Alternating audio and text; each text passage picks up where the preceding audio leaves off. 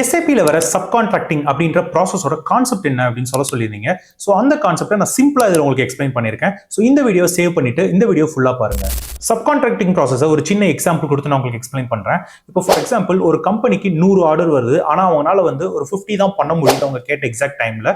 So remaining இருக்க 50 பொருளை அவங்க அசம்பிள் பண்றதுக்கு வேற ஒரு தேர்ட் பார்ட்டி ஒரு பர்சன் கிட்ட பாத்தீங்கன்னா சப்கான்ட்ராக்டிங்கா அந்த விஷயத்தை கொடுப்பாங்க.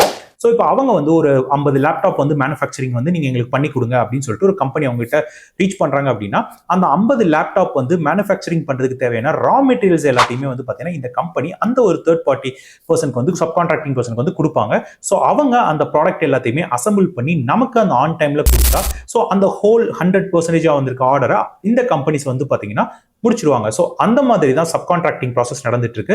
ஸோ இது சிம்பிளா பாத்தீங்கன்னா உங்களுக்கு புரியுறதுக்கான ஒரு சினாரியோ சொல்லியிருந்தேன். இந்த ப்ராசஸை எஸ்ஏபியில் எப்படி செய்யறது அப்படிங்கிறத நம்ம YouTube channel SAP consultant Tamil கேப்ரிம்ல அப்டேட் பண்ணிருக்கேன். அதை பார்த்து தெரிஞ்சுக்கோங்க.